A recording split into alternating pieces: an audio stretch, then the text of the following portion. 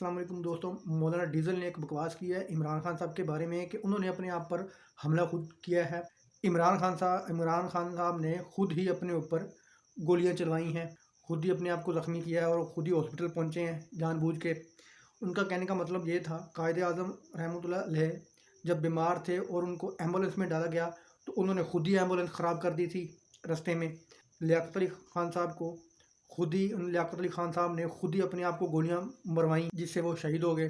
भुट्टो साहब ने खुद ही अपने आप को फांसी पे लटका लिया। ज़ियाउल हक साहब ने खुद ही अपने त्यारे में आम की पेटियों में बम रख कर चला दिए। बेनज़ीर साहबा ने खुद ही अपने आप पर हमला करवाया और वो शहीद हो गई। मीर मुर्तज़ा भुट्टो साहब का जो बेटा था उन्होंने खुद ही अपने आप को गोली मार ली। जैसे अब अरशद शरीफ साहब, इन्होंने भी खुद अपने आप को गोली मार ली।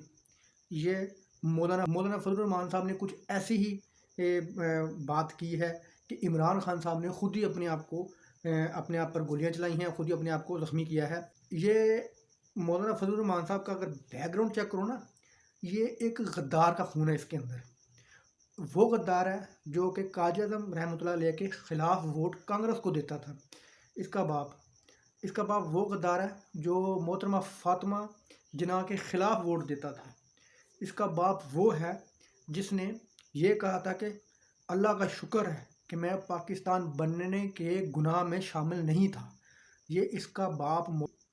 ये उनके अल्फाज हैं मौलाना फजलुर रहमान साहब के वालिद मोहतरम के। इनके तो खून में गद्दारी है, तो जनाब इन्होंने ऐसी बातें करनी है। इनको अब बर्दाश्त नहीं होता कि मुल्क में एक ईमानदार लीडर इमरान खान जैसा क्यों आ गया। जो ये ज़ुबान कल प्रेस कॉन्फ्रेंस में बोल रहे थे इमरान खान साहब के बारे में, ये खुद नहीं बोल रहे थे। इनका जो गद्दारी का इसके अंदर जो गंदा खून है ना, वो बोल रहा था। करप्ट बेईमान खून है, वो बोल रहा था। आपका कसूर नहीं है मौलाना डीजल साहब। तो दूसरी खबर यह है कि अरशद शरीफ साहब का जो केस है, पोस्टमार्टम रिपोर्ट, उसने पोल खोल दिया है। पोल ये खोला है कि उस रिपोर्ट में आया कि जो गोली अरशद शरीफ साहब पर चली 1.5 से 2 फुट के फासले से चली, यानी इस एंगल से चली। इन्वेस्टिगेशन टीम है कीनिया की, उनको बयान दिया है वकार ने।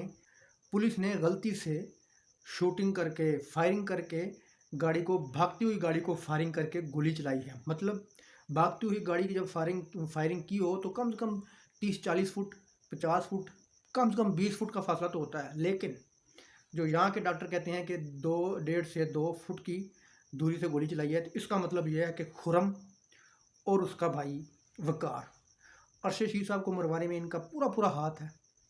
ये अरशद शरीफ साहब के दोस्त नहीं थे, किसी और बंदे ने इनके पास अरशद शरीफ साहब को भेजा था, तारिक नामी शख्स का। उसके बारे में आपको कल मज़ीद वीडियो बना के कि तारिक कौन था और अरशद शरीफ साहब कैसे इनके पास आए, खुरम और वकार के पास। वकार ने हायर किया एक टारगेट किलर, उजरती कातिल। कीनिया की पुलिस में काफ़ी मकदार में पाए जाते हैं। उन्होंने एक वो हायर किया, उनसे अरशद शरीफ साहब की गाड़ी पर हमला करवाया। अब इनकी ये बकवास है जी कि मेरा भाई गाड़ी चला रहा था, दोनों जा रहे थे अरशद शरीफ साहब और मेरा भाई, तो पुलिस ने फायरिंग की तो इसके भाई को क्यों नहीं लगी। सीधी बात यह है, वकार ने और खुरम ने अरशद शरीफ साहब को कत्ल किया है, तशद्दुद करके कत्ल किया है और उजरती कातलों से या कत्ल करवाया है, या इन्होंने खुद कत्ल किया है, या इन लोगों ने पुलिस से उन पर फायरिंग करवाई है। ये पूरी दुनिया जानती है कि कीनिया की पुलिस उजरती कातिल है। पैसे लेके बंदे मारने में कीनिया की पुलिस मशहूर है। कीनिया की पुलिस ने ही मारा होगा, लेकिन खुरम के और वकार के कहने पे, वकार को किसी और ने कहा होगा, किसी और को पाकिस्तान में से किसी शख्स ने कहा होगा अरशद शरीफ साहब को मारने का। दोस्तों आने वाली वीडियो में मज़ीद इंकशाफात करेंगे, तब तक के लिए अल्लाह हाफ़िज़।